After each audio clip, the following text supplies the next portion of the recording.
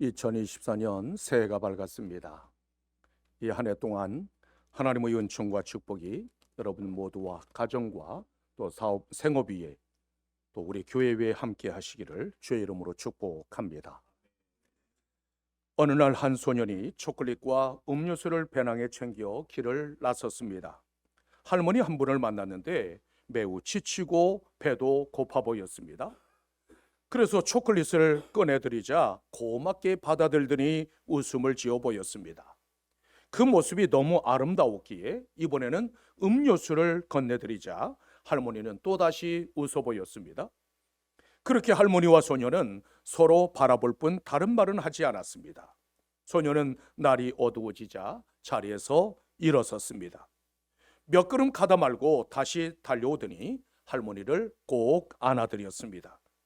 집으로 돌아온 소년의 얼굴에는 행복이 넘쳤습니다. 아이 엄마가 그 모습을 보고 물었습니다. 얘야, 오늘 무슨 일이 있었기에 그렇게 행복해 보이니? 예, 엄마, 오늘 하나님과 함께 점심을 먹었어요. 엄마도 아세요? 하나님은 내가 여태껏 본 중에서 가장 아름다운 미소를 가지셨어요. 할머니의 아들도 어머니의 행복한 표정을 보고 놀라서 물었습니다. 어머니, 오늘 무슨 좋은 일이 있으셨어요? 야야, 오늘 공원에서 하나님과 함께 초콜릿을 먹었단다. 너도 아니? 그분은 내가 생각했던 것보다 훨씬 젊더구나. 이처럼 우리에게는 인생을 바꿀 만한 결정적인 만남이 필요합니다. 그것은 바로 예수 그리스도와의 만남입니다. 예수 그리스도를 만나면 인생 최고의 놀라운 일이 일어납니다. 실패의 밤이 변하여 승리의 새 아침이 되고 빈 그물이 변하여 만선의 표적을 보게 됩니다. 우리는 누구나 승리하는 삶을 원하고 실패의 순간이 변하여 성공의 기회가 되기를 원합니다. 그렇다면 고난의 밤을 찬란한 새 아침으로 바꿀 수 있는 좋은 방도는 없을까요? 본문 3절에서는 이렇게 말씀하고 있습니다. 예수께서 한 배에 오르시니 그 배는 시몬의 배라 육지에서 조금 뛰기를 청하시고 앉으사 배에서 무리를 가르치시니라. 그 배는 밤새도록 물고기 한 마리 잡지 못한 시몬의 배였습니다. 예수님과 베드로의 만남은 언제 이루어졌습니까? 빈 그물, 빈 배의 순간이었습니다. 이처럼 주님께서는 우리의 삶의 자리로 먼저 찾아오셔서 은혜를 베푸시는 분이십니다. 그분을 만날 때 만설의 기쁨과 평안을 누리게 됩니다. 예수님께서 베드로의 배에 오르신 이유는 무엇일까요? 그날 그 아침 갈릴리 바다에는 수많은 배가 떠 있었을 것입니다. 그렇다면 우연히 빈 배가 있어서 그곳에 오르신 것일까요? 아니면 고단한 어부들과 대화를 나누기 위해서였을까요? 당시 많은 사람들이 주님의 말씀을 듣기 위해서 몰려드는 상황이었습니다. 따라서 보다 많은 사람들에게 효과적으로 말씀을 전하시기 위해서 시몬의 배에 오르셨습니다. 그러나 이보다 더 실제적인 이유가 있습니다. 본문 5절에서는 이렇게 말씀하고 있습니다. 시몬이 대답하여 이르되 선생님, 우리들이 밤이 새도록 수고하였으되 잡은 것이 없나이다. 주님께서는 고단한 사람들의 어려운 형편을 헤아리셨습니다. 이처럼 자기 백성들의 어려움을 외면하지 않으시고 은혜를 베푸시는 주님이십니다.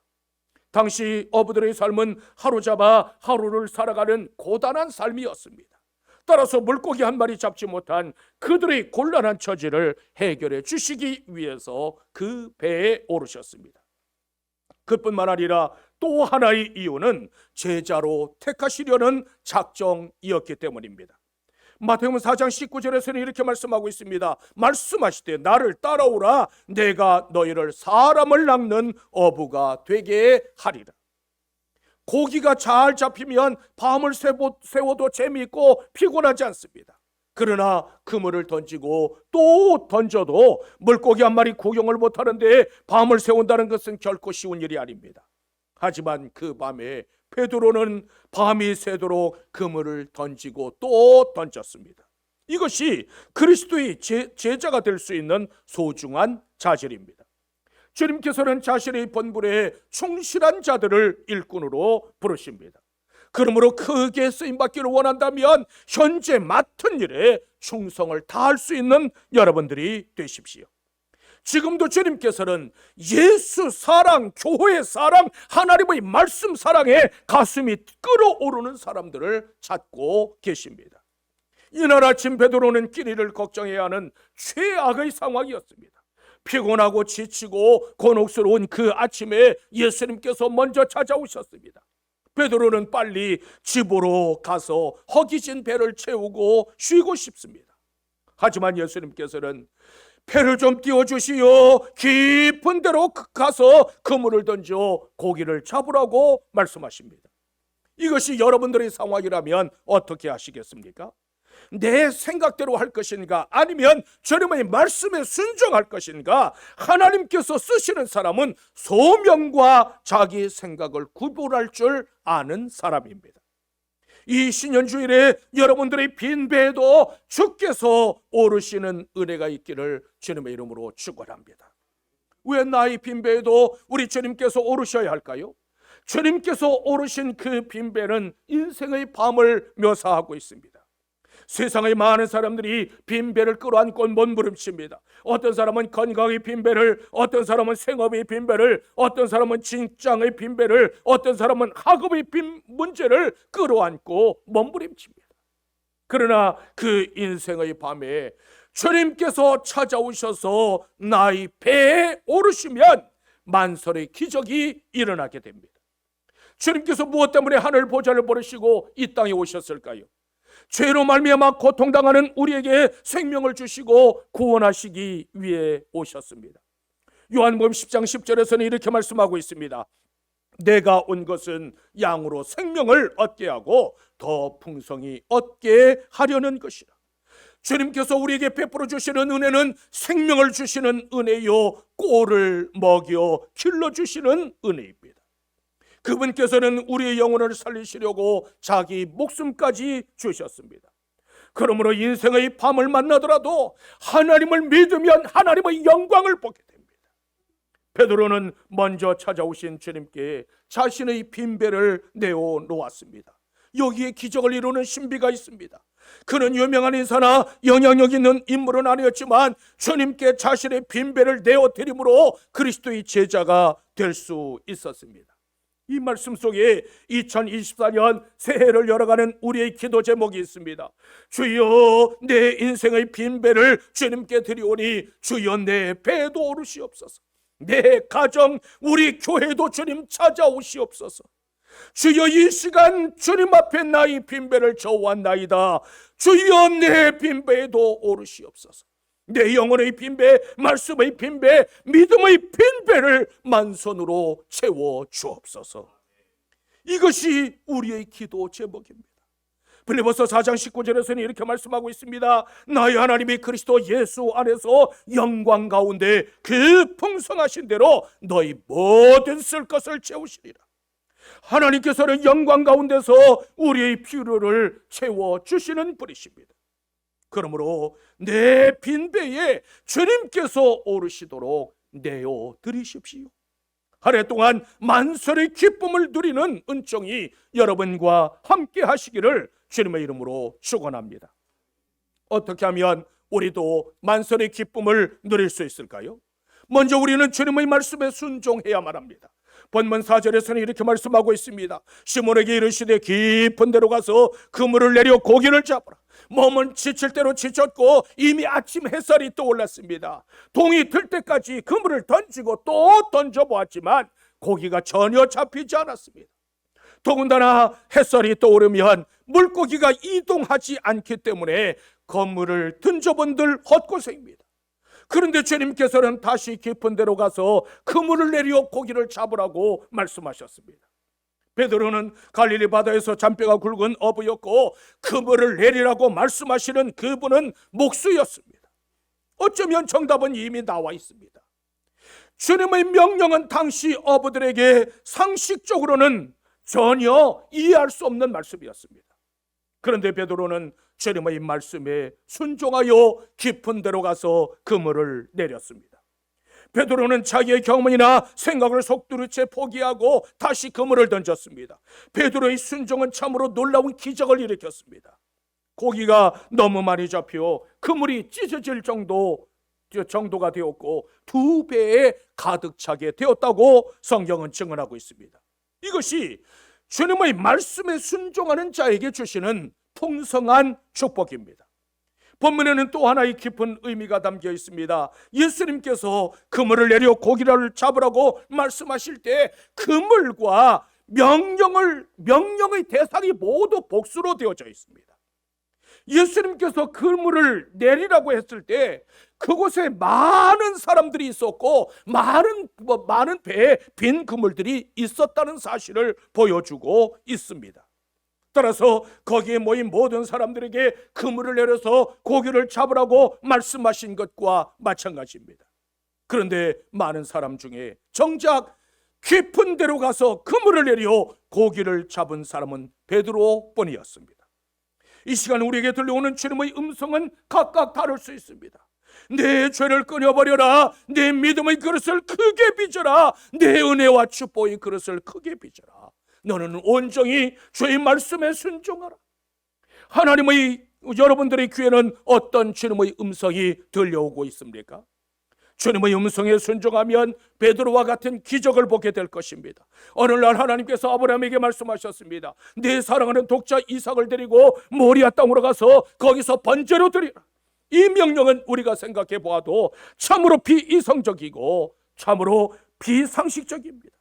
그런데 아브라함은 자기의 판단과 이성을 의지하지 않고 오직 하나님의 말씀만 믿기로 작정했습니다. 하나님은 공의로우시며 그분은 신실하신 분이시다. 내가 이삭을 번제로 드릴지라도 하나님의 약속은 반드시 이루어질 것이다. 하나님께서는 틀림없이 이 아들을 다시 살려주실 것이다. 아브라함의 믿음은 적중했고 하나님의 말씀에 순종함으로 가장 어려운 시험을 통과할 수 있었습니다. 그때 하나님께서 말씀하셨습니다. 이제야 내가 나를 경외하는 줄을 아노라. 내 씨로 말미암아 천하 만민이 복을 받으리로다. 모세도 하나님의 말씀에 순종함으로 출애굽의 주역이 되었습니다. 오늘도 우리들을 향하신 주님의 음성은 다 다를 수 있습니다. 너희는 여호와 하나님의 명령을 가감하지 말고 순종하라. 너희는 하나님을 신뢰하고 그 말씀에 순종. 말씀 앞에 순종할 때 하나님의 기적을 보게 됩니다. 순종 없이는 기적이 없다는 이 사실도 기억하고 나아가십시오. 그러므로 주님께서 무엇이라고 말씀하시든지 온전한 순종으로 만선의 기쁨을 누리고 살아갈 수 있는 여러분들이 되시기를 주님의 이름으로 축원합니다. 또한 우리는 다른 사람까지 유익하게 하는 삶을 살아가야 합니다. 본문 6절로부터 7절에서는 이렇게 말씀하고 있습니다. 그렇게 하니 고기를 잡은 것이 심히 많아 그물이 찢어지는지라. 이에 다른 배에 있는 동무들에게 손짓하여 와서 도와달라 하니 그들이 와서 2배 채움에 잠기게 되었더라. 주님의 말씀에 순종하자 그물이 찢어질 정도로 많은 고기가 잡혔고 다른 배에 나누어 실었어도 2배가 다 잠기게 되었습니다. 이처럼 주님께서는 우리에게 은혜를 베푸시되 언제나 풍성하고 넉넉하게 베풀어 주시는 분이십니다. 주님께서는 오병이어의 기적을 베푸실 때도 장정만 5,000명이 배불리 먹고 12바구니가 남게 하셨습니다. 주님께서는 넘치도록 주시기를 원하시는데 여러분들의 배는 여전히 텅 비어 있습니까? 그렇다면 주 앞에 나아가 믿음으로 간구하고 주님의 말씀에 순종하십시오. 그리고 주님의 풍성한 은혜와 축복이 임하거든 다른 사람까지 유익하게 하는 삶을 살아가십시오. 창세기 39장 5절에서는 이렇게 말씀하고 있습니다. 그가 요셉에게 자기의 집과 모든 소유물을 주관하게 한 때부터 여호와께서 요셉을 위하여 그 애굽 사람의 집에 복을 내리심으로 여호와의 복이 그의 집과 밭에 있는 모든 소유에 미치지라. 세상 사람들이 여러분들 때문에 복을 받는 인생이 되어야 합니다. 하나님께서 복을 내리시는 이유는 이방 사람이나 애굽을 위해서가 아닙니다. 하나님의 꿈을 소유한 하나님의 백성, 하나님의 자녀들 위해서 복을 내리십니다. 요셉이 관리하는 모든 사람과 또 요셉이 그 만지는 모든 소유가 복을 받았다고 성경은 증언합니다. 이처럼 성도는 세상에 축복의 통로요, 축복의 전달자가 되어야만 합니다. 내가 복덩어리가 되면 내가 가는 곳곳마다 하나님의 축복이 따라옵니다. 내 때문에 내 가정과 내 삶의 자리가 하나님의 축복이 임하고 나 때문에 우리 산정인 교회가 하나님의 축복을 받아 누리게 해야만 합니다. 베드로는 고기가 너무 많이 잡혀 축복이 그물이 찢어질 정도가 되자 다른 배에 있는 동무들을 손짓해서 불렀습니다. 그리고 잡은 고기를 그들에게 나누어 주었더니 그들의 배도 물에 잠길 정도가 되었다고 말씀하고 있습니다. 한 사람이 하나님 앞에 온전하게 순종하자 다른 사람까지도 하나님의 은혜와 축복을 받았습니다. 이처럼 한 사람의 온전한 순종은 다른 사람에게도 큰 유익을 끼칩니다. 그렇다면 우리 가정과 교회가 만선을 이룰 수 있는 비결은 과연 어디에 있을까요?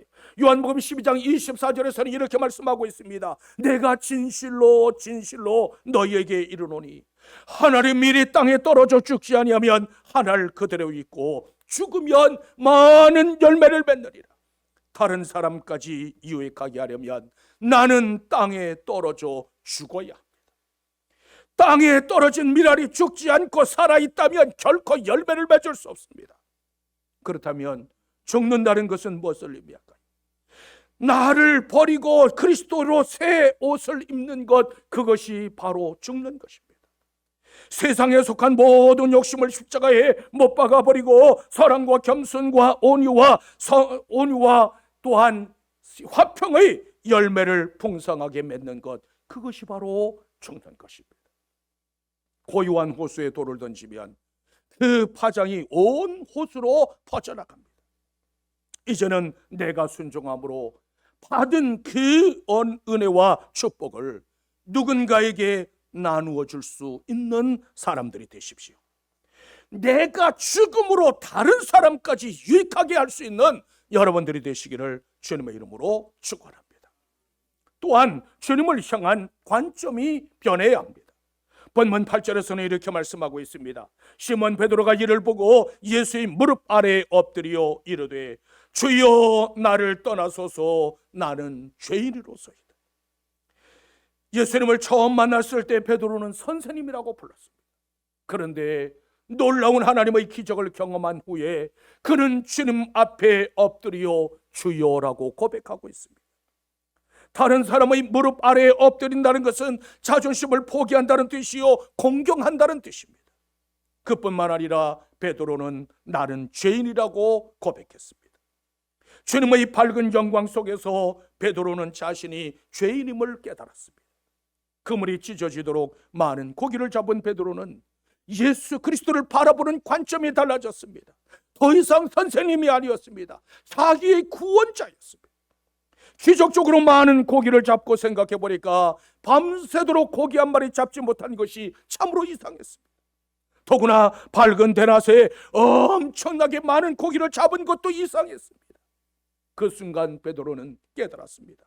아하, 이분은 물고기까지도 통솔하시는 분이시구나. 물고기를 통솔하시는 예수님, 바다를 다스리시는 그 주님 앞에 엎드려 나는 죄인이라고 고백했습니다.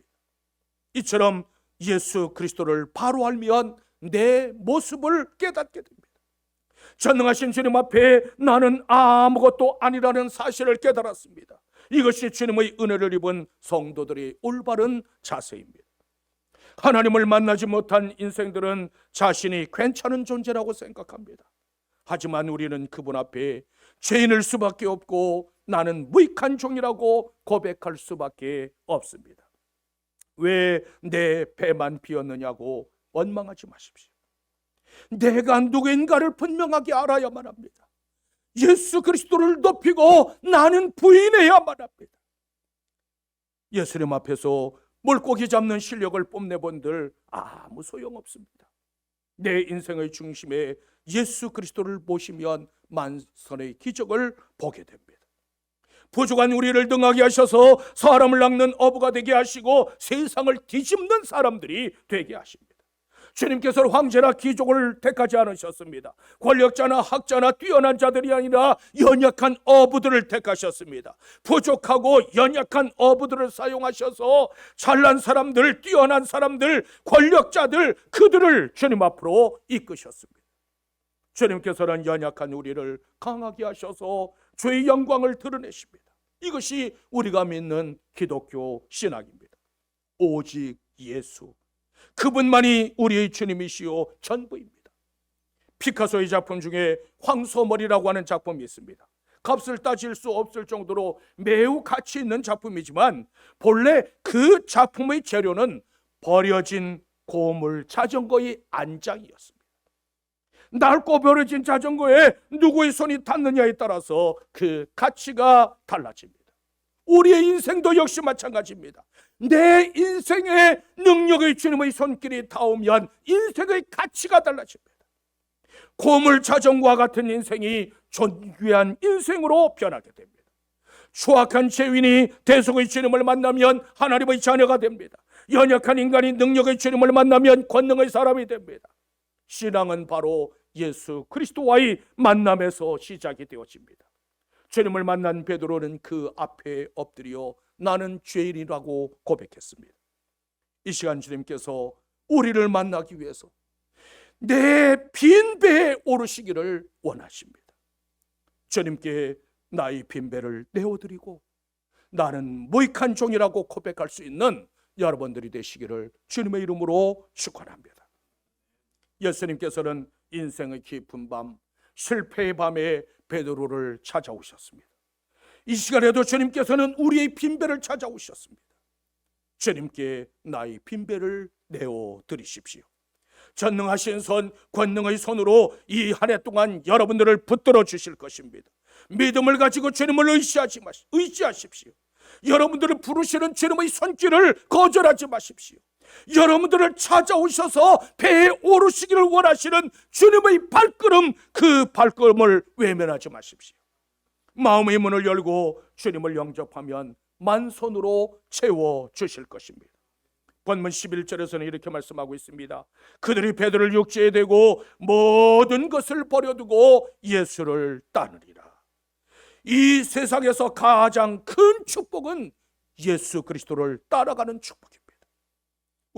우리는 주께서 나에게 주신 축복의 의미와 목적을 알아야 합니다.